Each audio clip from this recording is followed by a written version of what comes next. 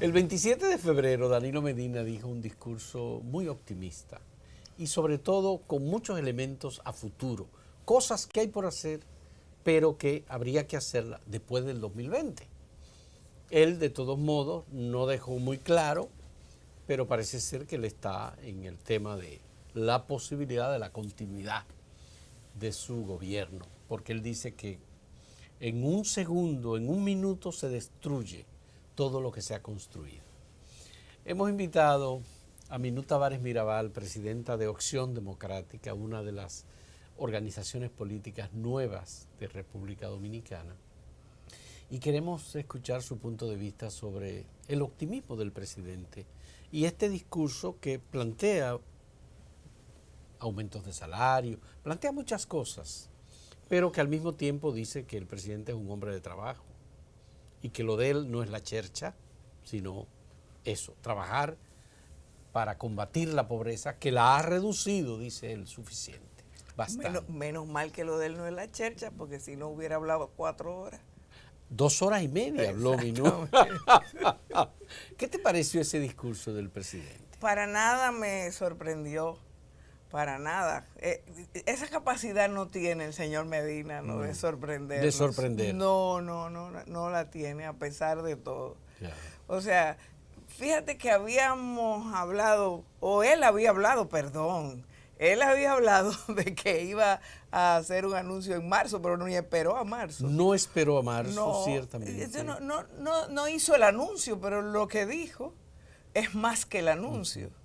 Es decir, todo el mundo aquí ha hablado de que es un anuncio, fue un discurso nuevamente, más que de un presidente, de un candidato, pero él siempre ha sido un candidato, él tiene años siendo candidato y todo su periodo como presidente de la República jamás se ha quitado ese saco de candidato.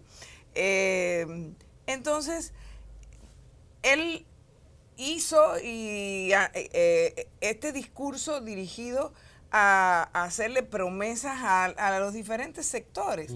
Y eso está montado, o sea, ya estamos viendo esta semana cómo se empieza a reunir con los sectores a los que les hizo esas ofertas.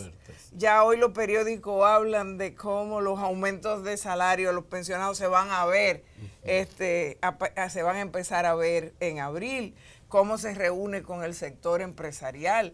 Ese es fue un discurso muy dirigido a ese sector, al sector empresarial, a los banqueros. Pensando en el proceso electoral, porque él no habló nada del proceso electoral. Bueno, pero él no habló de muchos otros temas también, y son temas que estaban ahí y que finalmente son más importantes y tienen más impacto en la vida de la República Dominicana que lo que dijo, ¿o no?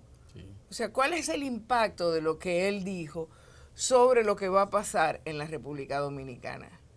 No es mucho. El impacto es lo que no dijo. El impacto es claramente el montaje que ya está armado para garantizar que ese grupo, que es un grupo político, yo diría que mafioso además, lo hemos sufrido, lo hemos padecido, está decidido a imponerse, está decidido a mantenerse en el poder, tiene claro que no... es decir, que no puede salir de ese poder sin que eso tenga consecuencias sobre esa actividad mafiosa que ha caracterizado al gobierno, a quienes la han llevado a cabo. A mí me sorprendió, Minú, que hay un tema que el presidente siempre trató antes con mucha desenvoltura y le dedicaba un análisis interesante, porque él decía, el tema de la inseguridad ciudadana tiene que ver con la delincuencia, pero él decía, eso tiene que ver con la pobreza, eso tiene que ver con que no hay oportunidades en los barrios, no hay cancha de tenis, de apoyo para el deporte a los jóvenes, no se les dan facilidades a las organizaciones comunitarias, etc. Todo eso él lo explicaba y lo explicaba muy bien. Sigue siendo 8 años después o 6 años después el tema de mayor interés de la ciudadanía en todos los estudios de opinión pública. Es decir, la gente está preocupada porque esto tiene un impacto en la economía. Es decir, abrir un colmado, abrir una farmacia, salir a la calle, irse a trabajar, regresar a la casa, todo eso son factores que tienen el tema de seguridad en la mente de cada quien, especialmente de las mujeres. ¿Qué dijo Danilo sobre este tema ahora? No. ¿Qué propuso? Escuchar el discurso y sentirse que estábamos en el paraíso era más o menos lo mismo. Y hacemos, nos reímos de eso, pero la verdad es que cuando tú vas a tratar de contrastar las cifras que Medina dijo en ese discurso, te das cuenta que no se corresponden con ninguna realidad, o que al menos tienen que haber cambiado los parámetros y la forma de medir esos temas. El mejor ejemplo es el tema que tiene que ver con la tasa de homicidios, que se refiere a un logro que resulta casi inconcebible en ningún país que funcione mejor que este, que ha bajado desde que llegó en el 2012 hasta ahora de un 24% a un 10.4%. Eso es un logro absolutamente inalcanzable en ese tiempo casi para cualquier país, pero tú entras entonces a las fuentes de donde eso sale, o por ejemplo a la Procuraduría, para saber cómo se mide, ¿verdad? Y qué cambió, porque algo cambió, para que algo cambió en la medición, porque eso no se corresponde con lo que está viviendo el pueblo dominicano en las calles, con los asaltos de cada día, con la inseguridad que impide que la gente salga a moverse en los espacios públicos sin temor a perder la vida o a que le arranquen la cartera o a que simplemente le lleven el celular pero él dice, esto no lo dice la Procuraduría, ni lo dice la policía, lo dice Inside Crime. Pero Inside Crime... Que es una organización. Pero Inside Crime hace esas afirmaciones sobre la base de los datos oficiales del país. Entonces, cuando tú entras a la Procuraduría, la página está en construcción. Entonces, es eso. Pero tú dices, bueno, ¿será que quitaron de la medición el tema de los enfrentamientos con la policía, de los muertos a partir de esos... ejecuciones extrajudiciales. Bueno, ellos no le llaman así, pero nosotros le decimos así, pero ellos dicen enfrentamientos, ¿verdad? Sí.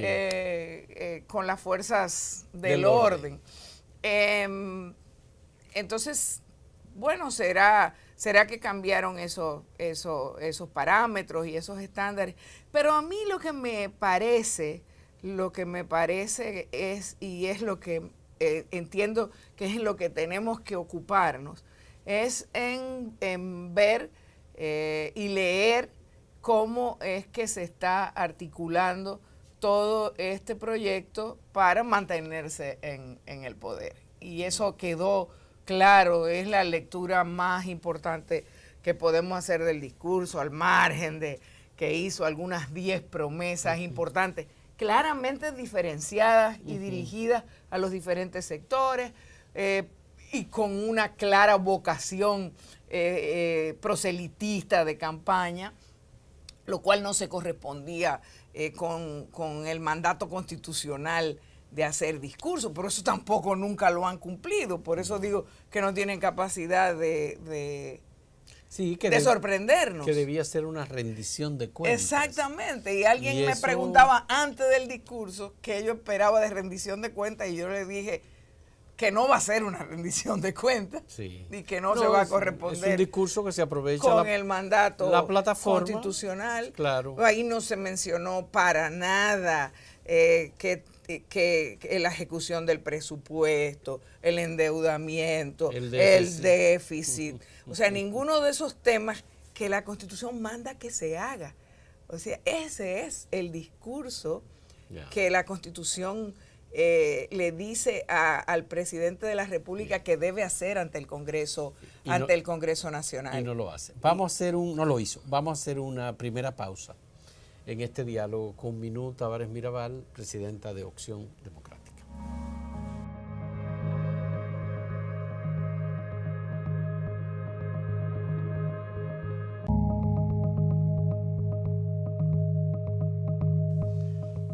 Minú, me sorprendió mucho esa última parte del discurso en donde el presidente, luego de explicar los porqués, dijo él quería explicar su punto de vista sobre algunas cosas relacionadas con él y parece que con el ejercicio político, ¿verdad? Porque él dijo, ¿quién soy yo? ¿Qué hago aquí? ¿Por qué estoy en esto?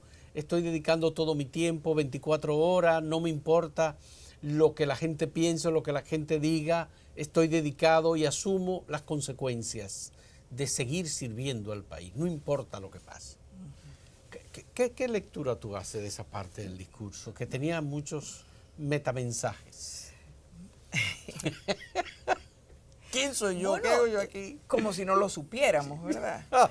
Pero eso, uno puede hacer ironía con eso, ¿verdad? Porque es terrible que después de 6, 7 años de ejercicio del poder y cerca de 40 en la vida pública, a un presidente de la República se le ocurra decirle decir en un discurso de rendición de cuentas que él tiene que hablar de lo que él es.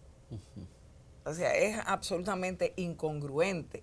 Y sobre todo es incongruente con su misma afirmación de que él habla con hechos. Sí. Entonces, si él habla con hechos, no tiene que hacer esas explicaciones que está diciendo que tiene que hacer. Pero él dice que el trabajo hecho en un minuto, hecho en tantos años, se destruye en un minuto. Sobre todo si tiene que dejar el poder y cumplir con la Constitución. ¿A qué se refería él eso? Bueno, con eso. Se debe haber referido precisamente a eso, a lo que están tramando, para quedarse en el poder, que es lo que a mí, sin ninguna duda, me quedó como mensaje fundamental de ese discurso, que por cierto me llamó también la atención lo mal articulado que estuvo. Hay partes que las repitió varias veces, sí. Varios temas. O sea, si tú Pero miras, esa es una técnica de la retórica, repetir las ideas con palabras distintas. No, porque no eran ideas, lo que estaba repitiendo era datos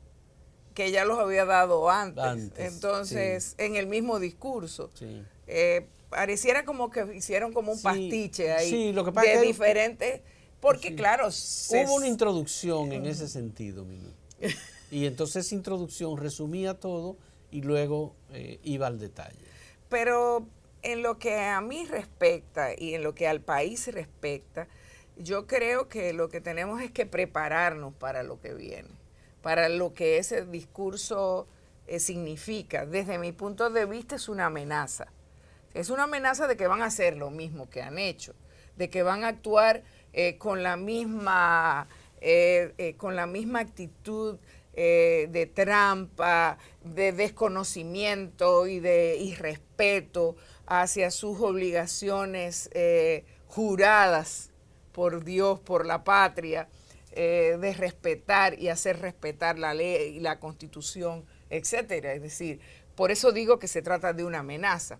Por eso digo que no nos debe sorprender, además, que lo hagan porque ya lo han hecho. O sea, ¿qué es lo que nos sorprendería? O sea, estamos hablando mucho de que respeten la Constitución, pero ¿cuándo la han respetado? Ya, pero ¿Cuántas veces no han actuado con un desprecio absoluto por el funcionamiento de cada una de las instituciones de la democracia, con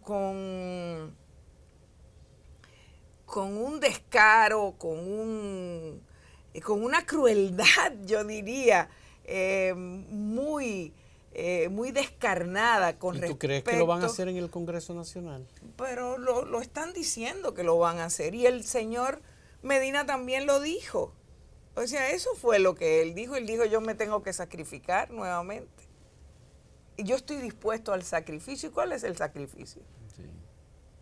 Trabajar por la patria. Ajá, y tengo que seguir haciéndolo porque hace falta tiempo. Eso hacía Balaguer, eso mismo decía. Eso así mismo iba creando las condiciones y todos estamos hablando pero no de hay los eso. votos, Minú, para eso. Y que en el No 2015 dicen que le tampoco faltaban los 40 había. votos. En el 2015 no los Sí, había. pero en el 2015 Leonel finalmente aceptó. Ajá. Y los legisladores de Leonela votaron por esa reforma de la Constitución. Sí, yo estaba ahí. Entonces, ¿cuál es? Ahora, el tema es que quiera reformar otra vez. Vamos a ver. ¿Qué ha pasado aquí en los últimos tiempos? O sea, aquí se aprobó una ley de partidos el año pasado, que es una ley antidemocrática y que es una ley que perjudica la competencia, que es una ley que establece aspectos discriminatorios contra los partidos, contra la posibilidad de alternancia en el poder. Y esa ley fue aprobada con el apoyo de ¿quiénes? A ver. Con el apoyo del principal partido de la oposición, que es el PRM, que con el pretexto de que lo iba a flexibilizar, acabó votando a favor de esa ley, que es una ley que establece condiciones para garantizar el control hegemónico del partido de gobierno. Pero la otra opción era no tener ninguna ley. Y bueno, era mejor. O sea, ¿para qué queremos tener una ley que legaliza, valga la redundancia, todas las malas prácticas que había? O sea, queríamos una ley y luchamos por una ley que terminara con esa práctica. Pero lo que ha venido a hacer esa ley de partidos es a legalizar esas prácticas corruptas y esas prácticas que permitían que aquí hubiera un despilfarro, una utilización de recursos públicos sin control. Ahora todo eso está legalizado por la antidemocrática ley de partidos. Y eso se vino además a acabar de configurar con la nueva ley de régimen electoral, que también contó con el apoyo no solamente del PRM, sino también de los demás partidos que tienen representación aquí, ahí en el Congreso. Una ley y una negociación en la cual se llevaron de encuentro, por ejemplo, los derechos de las mujeres establecidos y que se habían venido construyendo. Una ley, y eso lo hicieron ¿cómo? Negociando. Ok, la información que yo tengo es que el PRM no quería esa cuota de las mujeres, que se aplicara a nivel local, que es lo que garantiza que tenga un verdadero efecto. Y el PLD... El 40%. Bueno, o el 60%, porque bueno, 40, no es 60. cuota, es un camino hacia la paridad lo que se empezó a construir con la Constitución. Entonces hicieron un intercambio ahí. El PLD lo que estaba presionando era para que no se aplique la Constitución en cuanto al no arrastre en el caso de los senadores y los diputados. Eso era lo que ellos estaban defendiendo, así que intercambiaron. ¿Qué te parece? Ya. Y lo hicieron en conjunto. Ya. Tú me decías, ¿y qué ha pasado? Bueno, lo que ha pasado es esto, se han aprobado estas dos leyes. Por ejemplo, se han aprobado, eso es parte de la construcción de ese escenario para cambiar la Constitución. Pero claro, eso nada más que ayuda a Danilo. Eso ayuda exclusivamente al danilismo en el poder, esa aprobación de esas leyes. Pero además envía un mensaje muy claro con respecto a cuáles son los amarres que se están haciendo y que se pueden hacer ahí, y con quienes se puede contar en ese Congreso. ¿Tú crees que en el Congreso van a contar con los legisladores del PRM para modificar la Constitución? Bueno, habría que preguntarle a los funcionarios de Medina que lo andan diciendo, que ya cuentan con los votos. Y a los legisladores del danilismo, que también lo están diciendo hace tiempo. O nos vamos a olvidar de las declaraciones de Miriam Cabral, de Elpidio Báez, de gente que ya tienen que los son, votos. que ya ellos tienen los votos, o de funcionarios del gobierno, como el ministro administrativo de la presidencia. O sea, mira, a mí me consta, yo lo viví ahí, el escarnio que significa la manera de actuar para cambiar las voluntades políticas en ese Congreso de la República. Entonces, ¿qué impide que lo hagan de nuevo? Nada. Al contrario, yo siento que están más dispuestos que nunca, porque además saben mucho más que nunca lo que puede significar salir del poder. No nos olvidemos de eso. O sea, estamos hablando de un escenario post-Odebrecht, post-escándalos como ese. Y donde no se ha hecho justicia y donde ha quedado evidenciado que se quedaron afuera de esa investigación importantes actores. Vamos a hacer una última pausa en este diálogo con Minú Tavares Mirabal.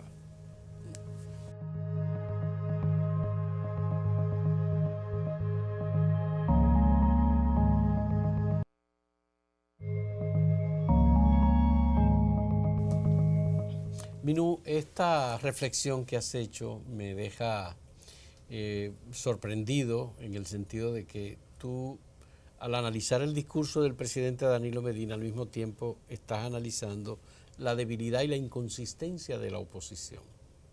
Entonces, el país está con un signo de interrogación hacia dónde vamos.